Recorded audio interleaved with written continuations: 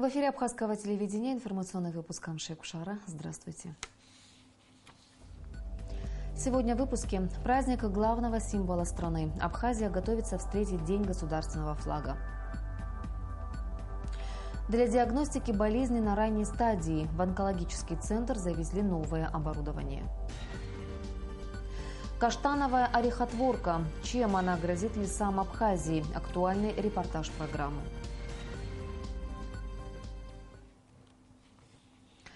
В пятницу в рамках рабочего визита премьер-министра Абхазии Артура Миквабия в Москву состоялась встреча с министром сельского хозяйства России Александром Ткачевым. Стороны обсудили вопросы развития агропромышленного комплекса Абхазии. Артур Миквабия отметил важность реализации программ, направленных на устойчивое развитие сельскохозяйственных территорий, так как это позволит привлечь в аграрный сектор молодых специалистов.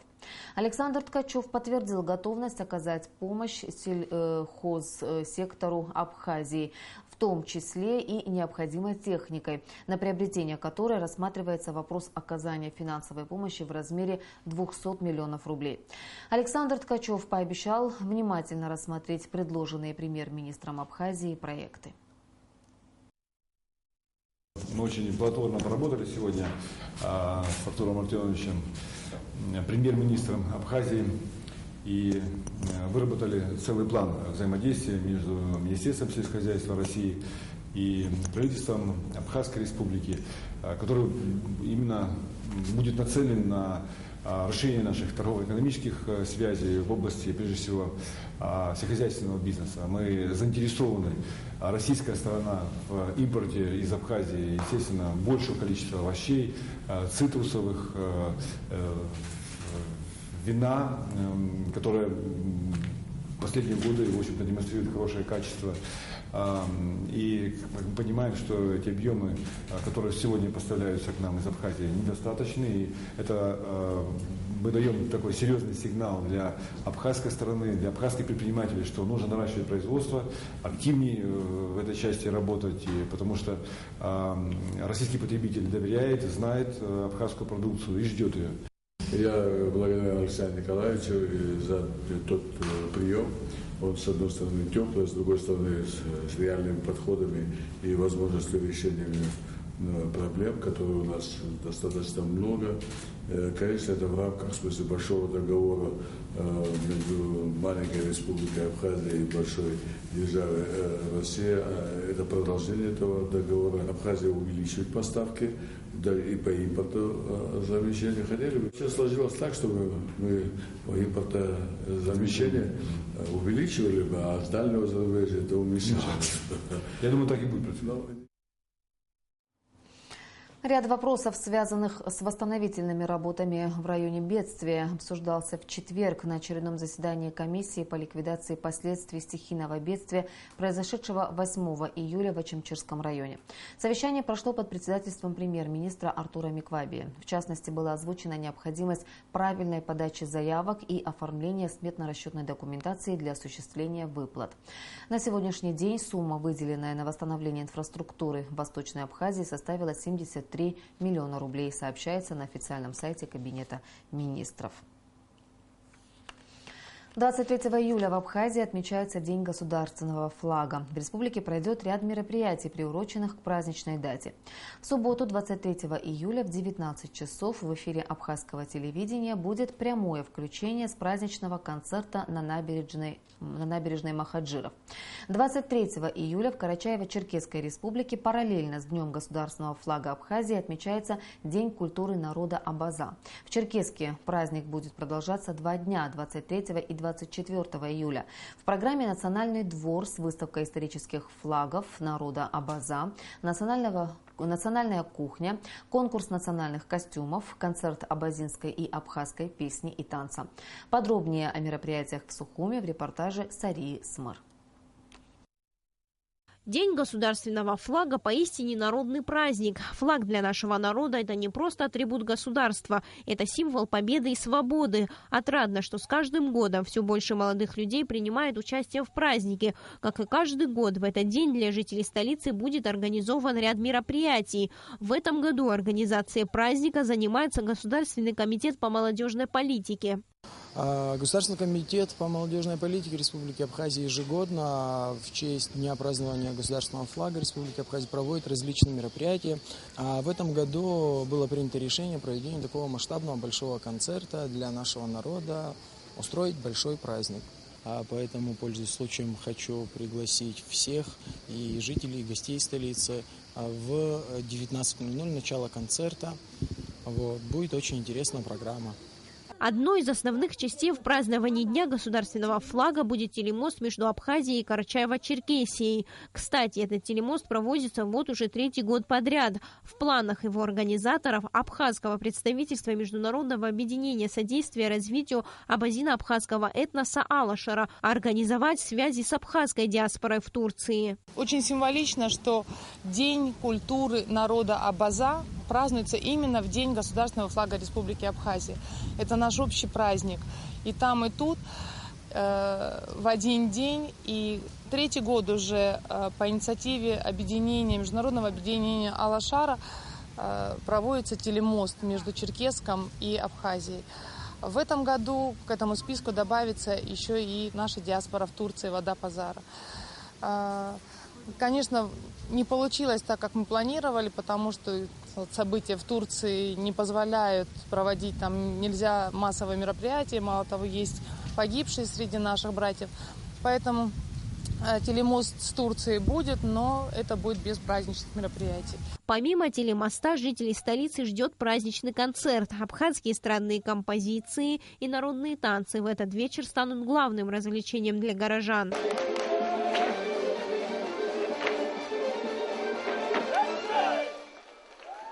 Впервые масштабно День абхазского флага начал праздноваться в 2010 году. Тогда идея его проведения принадлежала компании «Аквафон». Сейчас уже это превратилось в традицию. В этот день юноши и девушки облачаются в национальную одежду и с главным символом страны прогуливаются по набережной. Одним словом, День государственного флага, один из главных государственных праздников, стал значимым событием в жизни каждого человека. Сарьес Смырписланч-Хинджерия, Абхазское телевидение. Итоги первого полугодия 2016 года подвел актив Галского района на собрании в пятницу. О своей работе отчитались руководители управления администрации. На собрании выступил и глава района Тимур Надарая. Репортаж Амры Амичба. План по доходам за первое полугодие 2016 года по местному бюджету составлял чуть более 18 миллионов. Фактически же поступило почти 20 миллионов рублей. Об этом сообщила замглавы района, руководитель финансового отдела администрации Нино Глунчадзе. План по доходам на первое полугодие 2016 года по местному бюджету Гальского района составлял 18 миллионов 459,9 тысяч рублей. Фактически поступило 19 миллионов 388,7 тысяч рублей. Получено сверх плана доходов в сумме 928,8 тысяч рублей.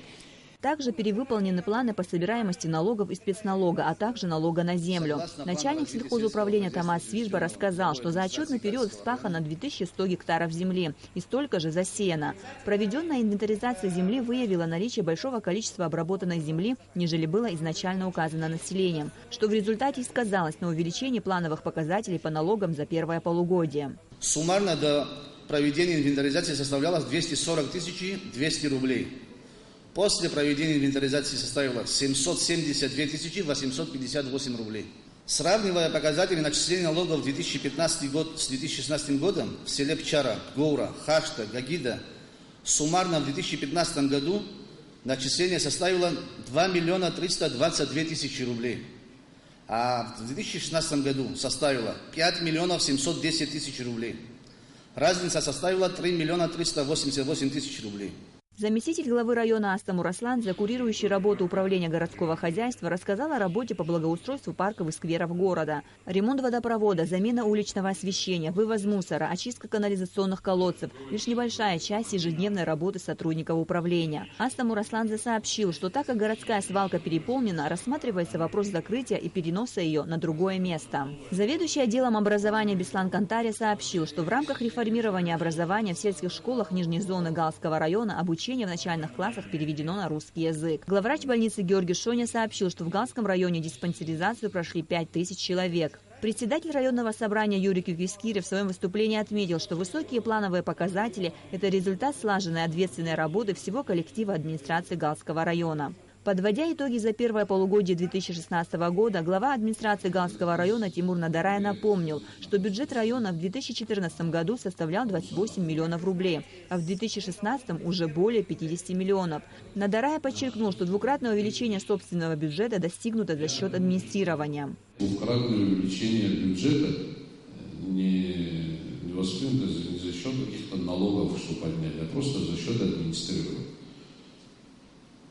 Особенно это по налогам на землю. Я благодарю всех глав администрации сел, которые проводят огромную работу, и большое им огромное спасибо. Удвоение бюджета района двойное опять говорит о том, что работа в районе ведется. Это деньги налогоплательщиков, которые поступают. Также, если в 2014 году у нас в ГАЛ не было ни одного иностранного инвестора, который проводил бы работу. Сегодня у нас 2 иностранных инвестора. Тимур Надарай призвал коллег не сбавлять темп работы, заметив, что есть куда стремиться. Поделился также, по его словам, амбициозными проектами для привлечения инвесторов. Амра Амичба, Алексей Гухава, Абхазское телевидение. В рамках российской инвестпрограммы содействия социально-экономическому развитию Абхазии проходит процесс технического оснащения медицинских учреждений республики. В республиканский онкологический диспансер в Сухуми доставлено оборудование высокого класса, которое даст возможность специалистам проводить диагностику заболевания на его ранней стадии. Репортаж Наалы Ковы. В Республиканский онкологический центр в Сухуми поставлено лабораторное оборудование исследовательского класса производства Японии, Германии и США. Оно предназначено для выявления онкологических заболеваний в кратчайшие сроки. Данные аппараты отличаются высокой точностью и надежностью. Онкодиспансер остро нуждался в оборудовании, способном своевременно выявлять и самостоятельно исследовать онкологические заболевания. Специалисты с сожалением отмечают, что количество людей, страдающих онкологическими заболеваниями, в Абхазии растет. Онкология в нашей стране занимает 2-е место после сердечно-сосудистых заболеваний. Печальная статистика указывает на то, что 70% больных обнаруживают болезнь на последней стадии. Ситуация в Абхазии с онкологией достаточно заболеваемостью очень сложная. Фактически заболеваемость растет с каждым годом.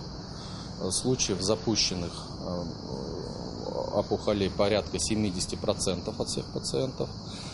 И данное оборудование предназначено для решения всех наших насущных задач с учетом именно ситуации в Абхазии. В перспективе также изучение опухолевых процессов вживую по так называемой технологии инвитро для отслеживания течения болезни пациентов. Данное оборудование состоит из 2 блоков. Это патогистологическая лаборатория, предназначенная для изучения опухолевой ткани на клеточном уровне, и лаборатория клеточных культур, позволяющая изучать поведение опухоли вне организма в ее естественном состоянии, что позволит следить за развитием метастазированием болезни. Все это на порядок увеличит эффективность лечения опухолевых заболеваний. Кроме того, оборудование даст возможность проводить полноценную диагностику на месте, без необходимости перенаправления анализов за пределы Абхазии. Наше оборудование позволяет примерно в 3 раза больше получить информации, чем в тех лабораториях, куда мы сейчас отправляем в Россию. Помимо всего, в Абхазии существует целевая государственная программа для проведения химиотерапии больным онкологическими заболеваниями, полностью финансируемая Министерством здравоохранения республики и Фондом обязательного медицинского страхования. Есть целевая ведомственная программа по проведению химиотерапии для больных с онкологическими заболеваниями. Полностью обеспечивается через бюджет фонда обязательного медицинского страхования препараты 1-й и 2-й линии. Группа препаратов 3-й линии химиотерапии, они не так часто назначаются и чрезвычайно дорогие. Поэтому бюджетных возможностей таких нет, но тем не менее Министерство здравоохранения практически всегда оказывает помощь, в том числе и этой категории больных, нуждающихся в третьей группе химиопрепаратов. В рамках российской инвестиционной программы содействия социально-экономического развития Абхазии практически полностью оснащен и укомплектован ряд медучреждений страны. Это республиканская больница, онкологический центр, противотуберкулезный и психиатрические диспансеры и Гудаутская ЦРБ. На Алакове Саида Гухава, Абхазское телевидение. Под угрозой каштановые леса Абхазии, самые крупные леса на Западном Кавказе. В республике появился новый вид опасного вредителя – каштановая орехотворка. Из названия понятно, какое именно растение предпочитает насекомое. Каковы масштабы поражения и как бороться с каштановой орехотворкой, расскажет Нисфа Аршба. Всему виной не изменение климата, а маленькая, но зловредная букашка, прежде никому неизвестная, а ныне активно распространяющаяся. Откуда родом орехотворка, до сих пор неизвестно. По словам директора Института экологии Абхазии Романа Дбар, вредитель активно продвигается из Сочинского национального парка. Уже известно об очагах заражения в Гагарском районе. К нам поступают первые сведения о распространении на территории Абхазии нового, ранее неизвестного для нашего региона вредителя – восточной каштановой орехотворки. Каштановая орехотворка – это насекомое, которое относится к перепончатокрылым насекомым и специализируется на том, что поедает каштан. И родиной этого вредителя является Китай, Корея, Япония. И из этих восточных стран, из ориентальной зоны, она поступила сначала на юг Европы. И сейчас практически все каштанники Европы поражены уже каштановой орехотворкой. Между тем, за орехотворкой прочно утвердилась слава убийцы каштанов. Она откладывает свои яйца внутри листа, а появившиеся из них личинки съедают его изнутри. Здесь они надежно укрыты. Нахождение личинок внутри листа защищает их от птиц и других насекомых. Как установили ученые, из 1 килограмма листьев может появиться свыше 4000 экземпляров, из которых около половины составляют самки. Естественно, каштан даже в диком виде он является источником, так сказать, каштановых плодов, которые пользуются популярностью и по осени являются частью, так сказать, рациона, и они продаются у нас достаточно. И плюс ко всему, значит, огромное количество животных, лесных животных являются, так сказать, потребителями, значит, плодов каштана, и на этом построена целая экосистема. Таким образом, снижение, значит, продукции каштана, оно приведет к серьезным последствиям вот в экосистеме горных лесов. Личинки вредителей выделяют особое вещество, стимулирующее деление растительных клеток и вызывающее у растений повреждение тканей. Целенаправленно выделяя свой строительный эликсир, орехотворки способны моделировать свое жилище, отстраивая его в том или ином направлении. Фантазия одних насекомых не идет дальше постройки не очень симпатичных шишек и шаров на листьях, их черенках и плодах. Зато другие создают настоящие шедевры архитектурного искусства. В принципе, если это были бы какие-то, значит, садовые насаждения, да, в садах, можно использовать обычные инсектициды для, значит, системного действия, для подавления этого орехотворки. Но так как речь идет о лесах, и чаще всего каштан – это растение, дерево крупное, растущее, значит, в малодоступных местах, то трудно даже представить себе, что можно использовать такой объем пестицидов в лесных условиях. Поэтому я даже не представляю себе, что мы можем использовать какие-то препараты для подавления этого вредителя. Распространение вредителя может принять массовый характер, так как вести с ним борьбу практически невозможно, говорят специалисты. Каштановые леса расположены в горной части Абхазии. Это и есть главная проблема. Единственная надежда на то, что у каштановой орехотворки найдутся естественные враги в виде хищников, паразитов и болезней, которые не дадут ей возможности активно развиваться в нашей стране. Нисфа Аршба, Эльдар Дамиров, Абхазское телевидение. И в завершении выпуска о погоде. По сообщению гидрометеослужбы, в выходные дни в Абхазии ожидается переменная облачность. Ночью местами возможен кратковременный дождь, днем без осадков. Температура воздуха ночью плюс 20-22, днем плюс 28-30 градусов.